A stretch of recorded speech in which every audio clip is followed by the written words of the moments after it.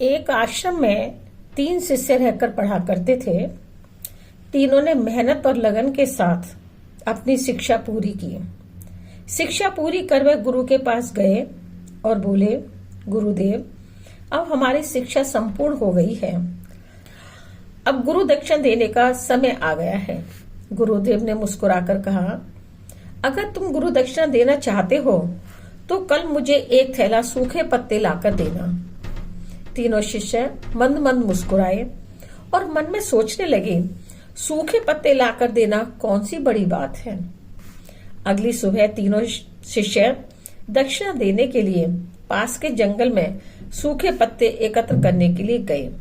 लेकिन उन तीनों को यह देखकर आश्चर्य हुआ कि जंगल में बहुत थोड़े से सूखे पत्ते बचे हुए थे।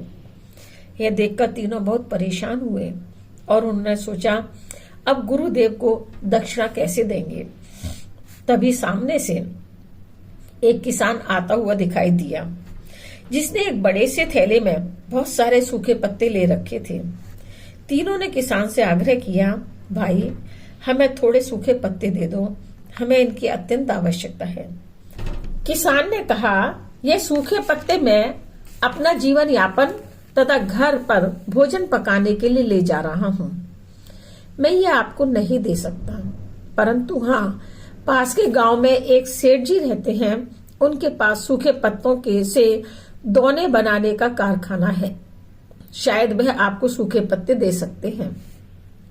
वे तीनों सेठ जी के पास गए और उनसे पत्ते देने का आग्रह किया, परंतु सेठ जी ने कहा, मैं आपको सूखे पत्ते नहीं दे सकता, क्योंकि इनकी मुझे आपसे अधिक आवश्यकता है। मैं इन सूखे पत्तों से अपना कारोबार चलाता हूँ, मुझे क्षमा कीजिए। वे तीनों शिष्य अत्यंत परेशान हो गए। उन्होंने बहुत लोगों से पूछा तो पता चला कि पास में ही एक बूढ़ी काकी रहती है, वे सूखे पत्ते एकत्रित करती है, हो सकता है उनके पास मिल जाए।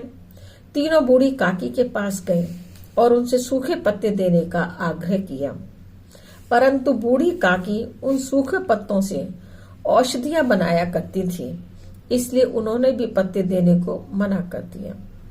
अब तीनों शिष्य निराश होकर आश्रम वापस आ गए और दुखी होते हुए गुरुदेव को सारा वृतांत बता दिया और कहा, हम आपकी दक्षिणा देने में असफल रहे।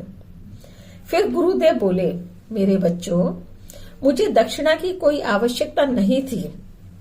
मैं तो तुम्हें यह बताना चाहता था कि इस दुनिया में किसी भी चीज को छोटा नहीं समझना चाहिए। हर छोटी चीज का अपना महत्व होता है और उसका अपना मूल्य होता है। आज शिष्यों को समझ में आया कि जिस चीज को हम बहुत छोटा और प्राप्त करने में बहुत आसान समझ रहे थे, उसका कितना अधिक महत्व है। तीनों ने गुरु को नतमस्तक किया और हमेशा के लिए एक सीख को अपने पल्ले बांध लिया।